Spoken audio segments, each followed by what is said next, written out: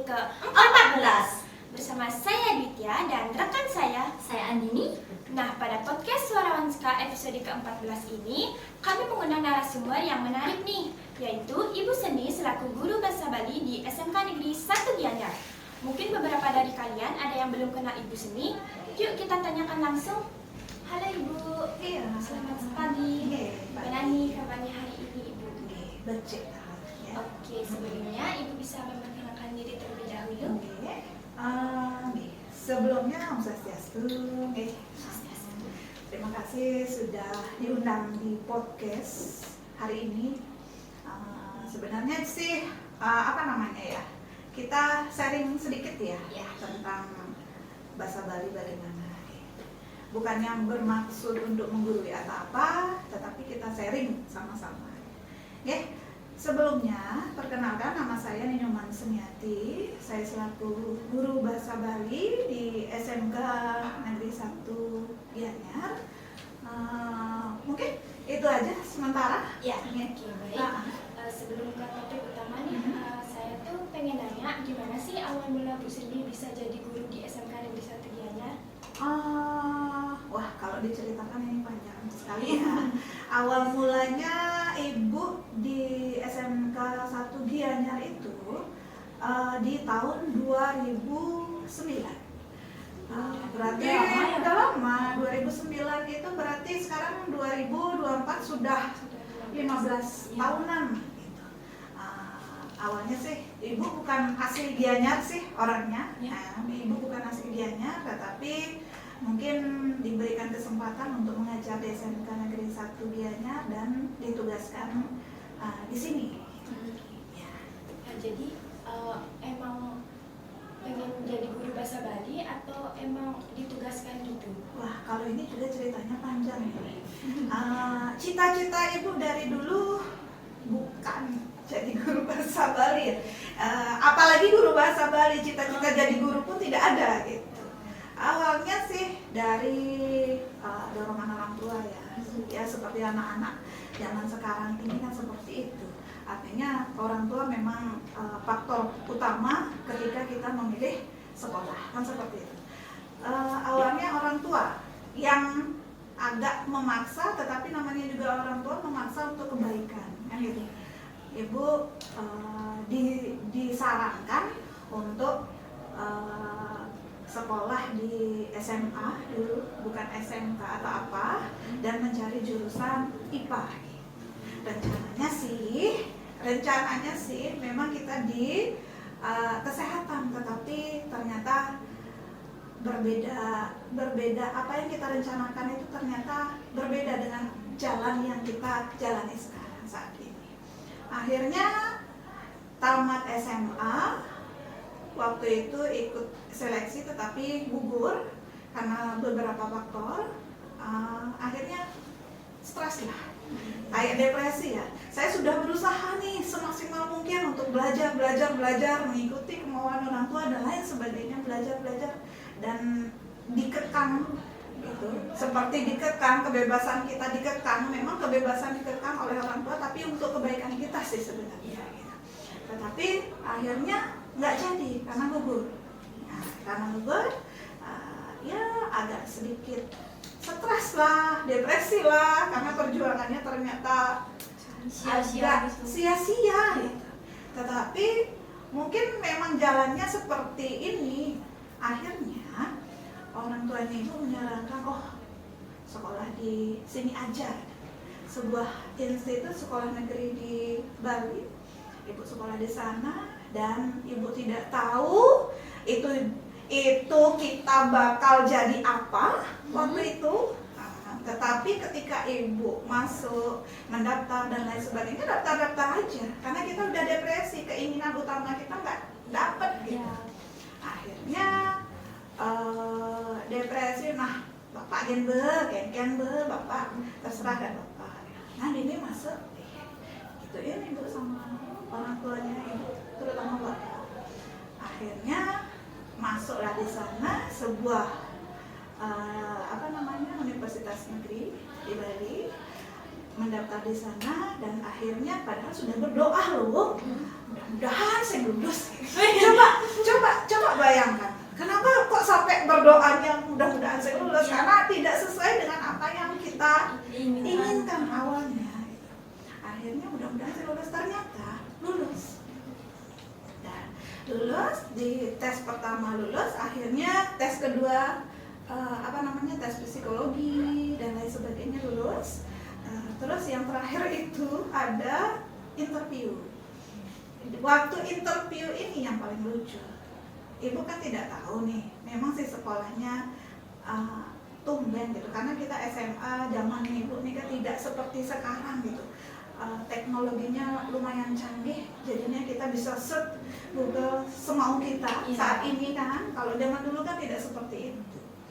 Dah gitu akhirnya sebelum masuk tes interview, ibu bertanya kepada teman di depan, kira-kira kalau kita lulus di sini kita jadi apa ya? Pada saat itu ibu bertanya, karena saking tidak tahunya, saking pasrahnya mau sekolah apa, kayak yang penting kuliah gitu ya. Akhirnya, kita kan nanti jadi guru.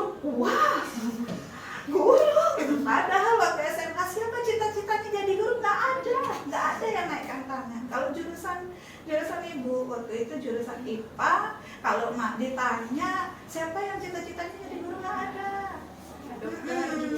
Paling ke kesehatan gitu, karena memang tujuan kita memang ke kesehatan.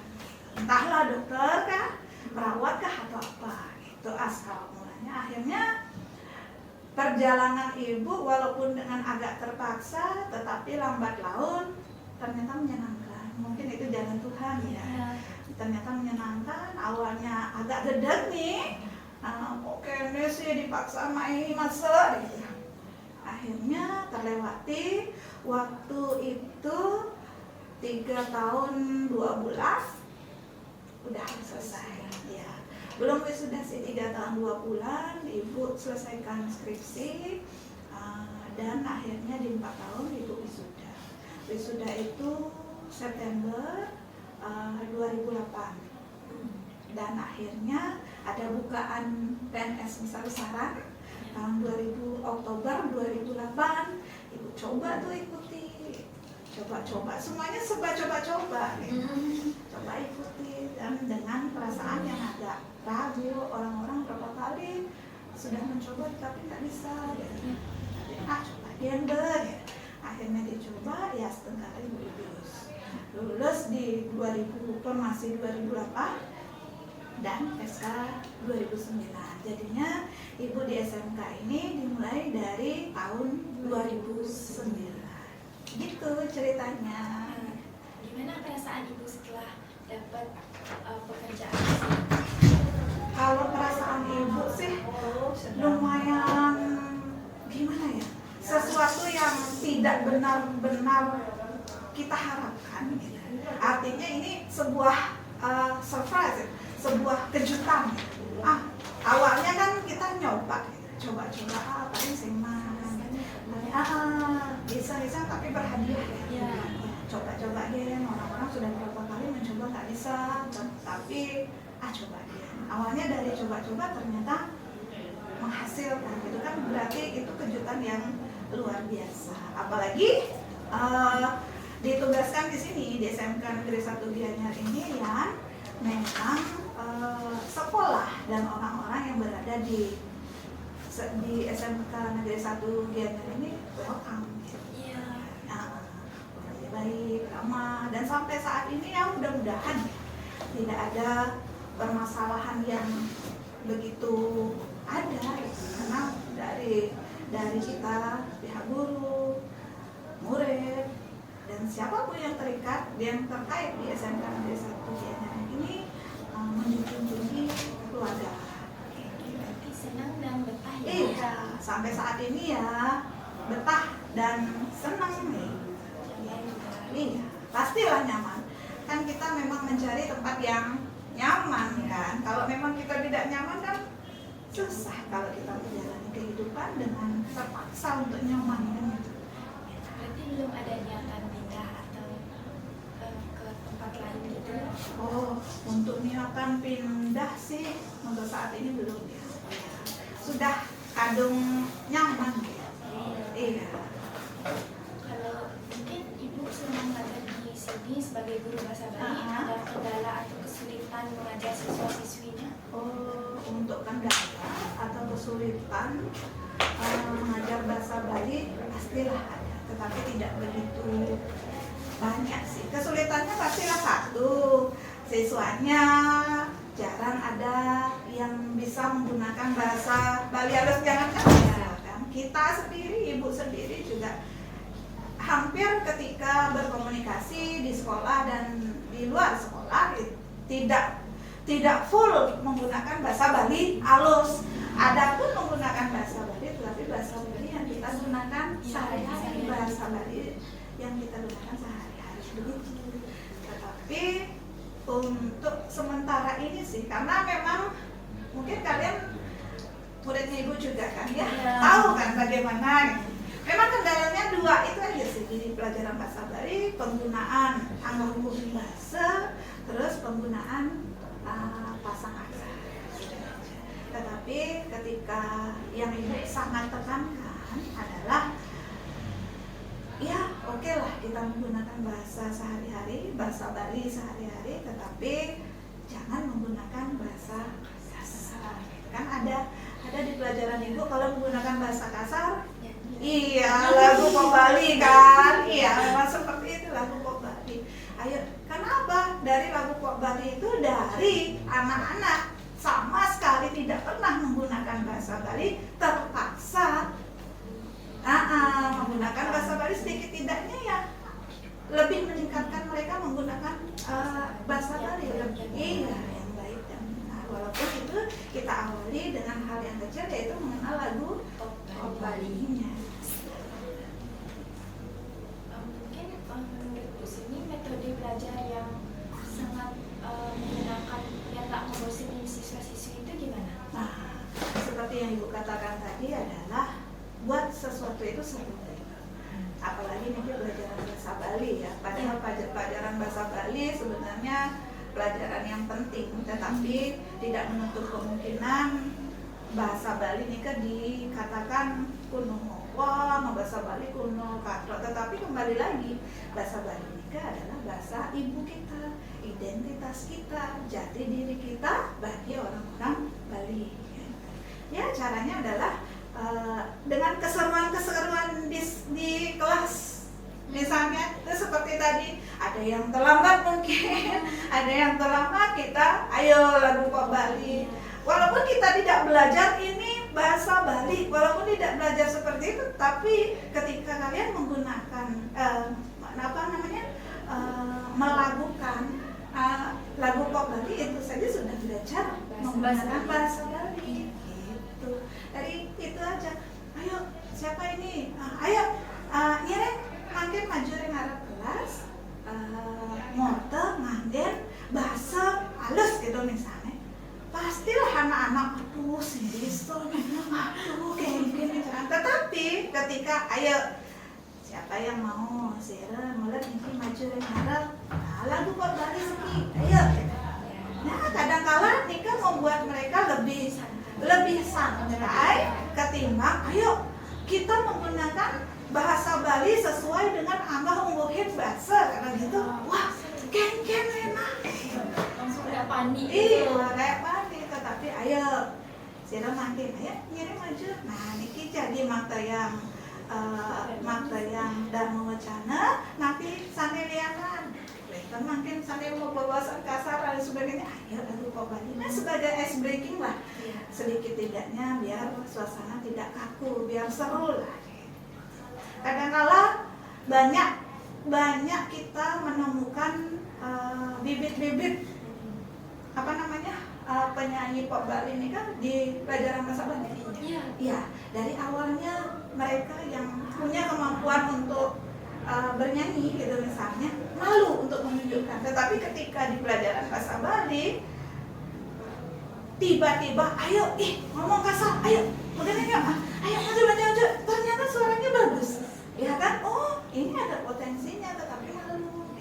Ya, sedikit tidaknya banyak hal lah yang kita dapatkan. Satu, dengan lagu pop Bali kita sedikit tidaknya mengenal bahasa Nika walaupun hanya dari lagu. Dua, kita bisa mengembangkan atau menemukan potensi-potensi yang ada. Kita dimulai dengan berani tampil di depan, karena semua pelajaran ya 80% pelajaran itu memerlukan adalah tapi bahasanya mental.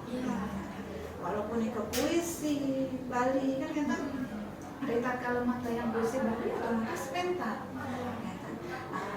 Pidato bahasa Bali, sendrama wacana, dharma wacana, ini yang diperlukan adalah mental untuk berani nggak kita ke depan. Kalau memang setiap hari kita gojlok dengan lagu pop Bali, maju ke depan tuh, aluh, gitu jadi.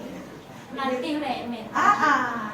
Itu melatih mental dan melatih biar kita tidak terlalu terbiasa menggunakan bahasa kasar. Karena zaman sekarang, anak-anak zaman sekarang kan bahasa-bahasa seperti itu adalah bahasa-bahasa yang lazim digunakan ketika berbicara. Tetapi telinga ibu ini agak bagaimana ya kalau mendengar seseorang ngomong kasar,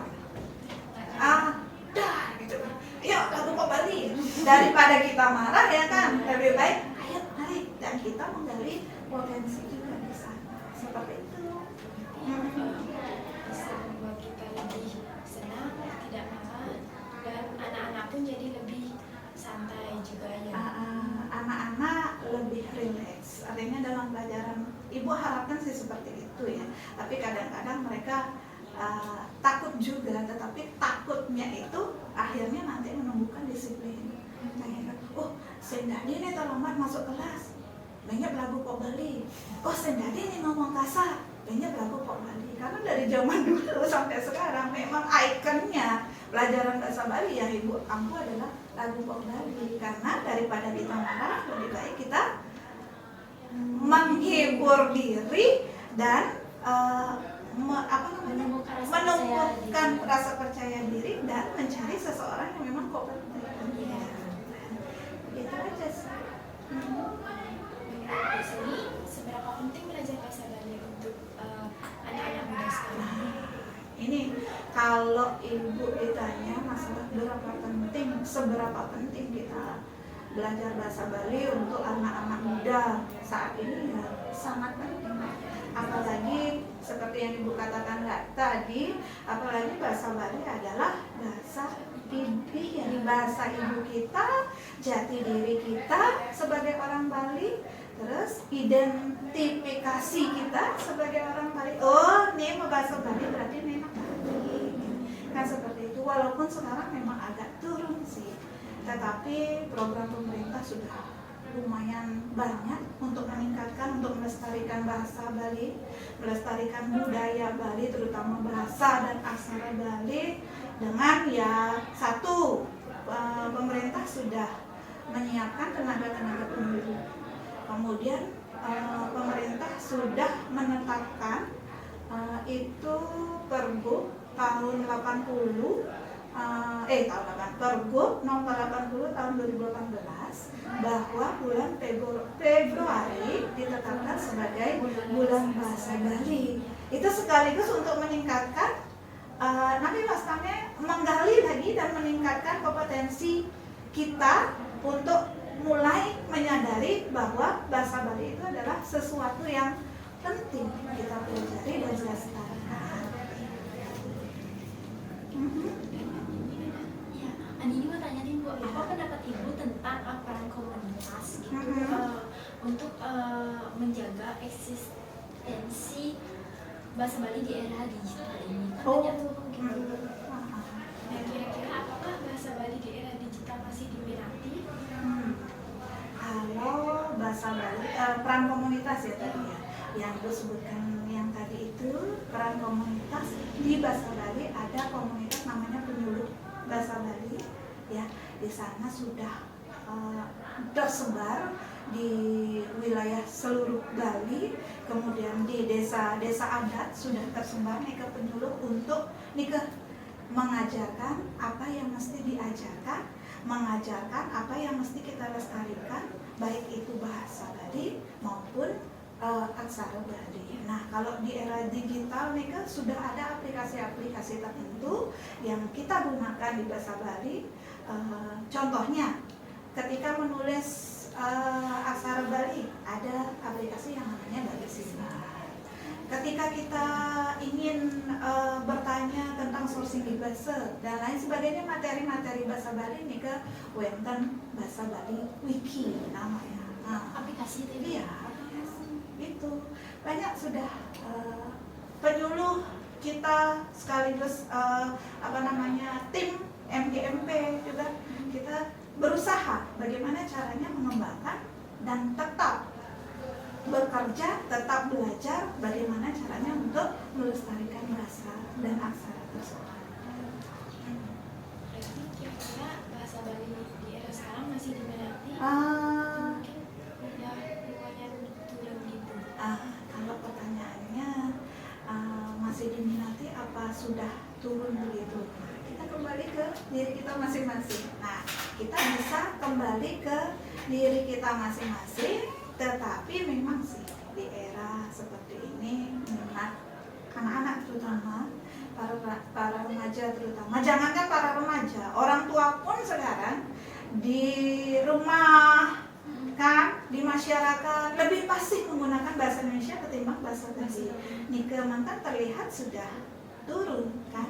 Sedikit tidaknya kalau memang kita mau melestarikan atau menjaga bahasa ibu kita atau jati diri kita sebagai orang Bali, kita belajar dulu dari diri kita sendiri.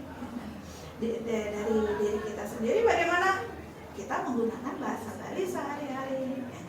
Kemudian kita berada di mana? Pertama ada di mana? Di rumah. Berarti di rumah kita gunakan bahasa Bali. Kemudian dari rumah kita kemana? Ke sekolah sekian. Ya di sekolah ayo kita gunakan bersama-sama bahasa Bali juga. Setelah di sekolah kemana? Masyarakat. Ayo kita belajar menggunakan bahasa Bali walaupun bahasa yang kita gunakan bukan bahasa yang halus sekali, tetapi sedikit tidaknya lah adalah wentan lah bahasa Bali yang kita gunakan. Ini kakek mantan sih. Nah, kita kan dari SD, SMP sampai sekarang pun dapat bahasa Bali. Kira-kira apa sih pengaruh bahasa Bali di kehidupan saat ini? Waktu kita mendapatkan pelajaran bahasa Bali dari SMP, dari SD, SMP, SMA, SMK kan, gunanya apa?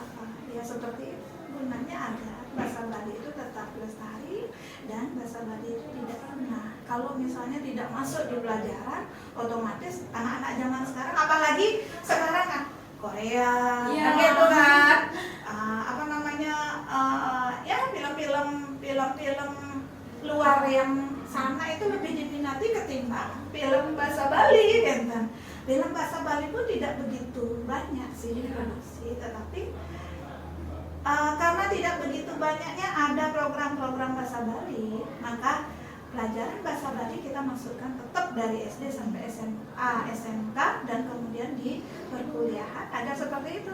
Kita bahasa Bali tetap lestari, tidak punah dan tidak hilang nantinya. Nanti kalau bahasa Bali hilang, punah, berarti jati diri kita hilang juga. Gitu. Dan gini kita, bahasa ibu kita hilang, berangsur-angsur. Kita asana ada bahasa Bali, jadi kayaknya bahasa Bali bangsa gitu. Ketika beberapa tahun kemudian semua orang berbicara dengan bahasa non Bali, berarti bingung mencari kayaknya sampai saat ini juga aksara Bali asal tidak semua siswa Padahal kan diajarkan dari SD. Dari SD diajarkan, tetapi tidak semua Bisa profesional ya kan? Tidak semua profesional, tetapi kalau bisa sih, tetapi tidak semua profesional. Ada juga yang nggak suka. Ada juga yang nggak suka karena apa? Karena nggak hafal. Wah ini nah nulis balik.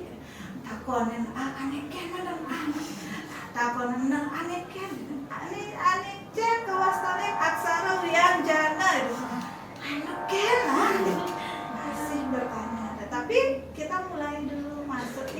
dengan adanya aplikasi yang membantu siswa untuk belajar bahasa Bali, belajar aksara Bali lebih nanti rasanya lebih meningkatkan keinginan mereka untuk belajar lagi. Ibu ngalamin perubahan nggak dari kurikulum yang dulu 2013 sama kurikulum yang sekarang, kurikulum Merdeka tuh ada perubahan kalau untuk pelajaran bahasa Bali?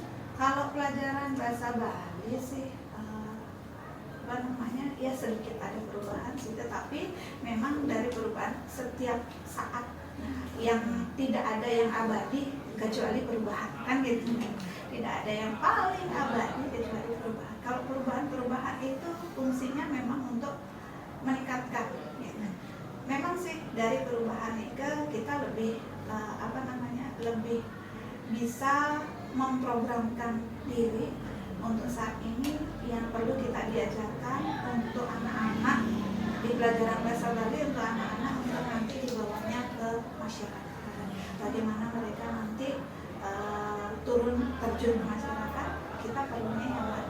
Jadi perubahannya seperti itu aja sih, kita lebih memfokuskan sesuatu yang kita anggap angon bekal mereka nantinya gitu. Itu aja sih. Iya, pastilah kita mengharapkan apapun itu berjalan sesuai dengan aturan yang ada dan arahnya juga ke arah yang lebih positif.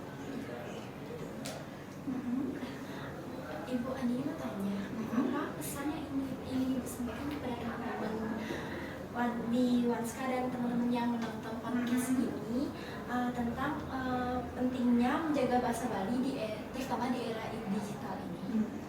Pentingnya ya untuk pesannya. Untuk pesannya adalah ayo kita sama-sama menjaga dan melestarikan budaya Bali, terutama bahasa dan aksara Bali. Kalau memang bukan kita, siapa lagi? Ya nenten iraga sira malih kan gitu.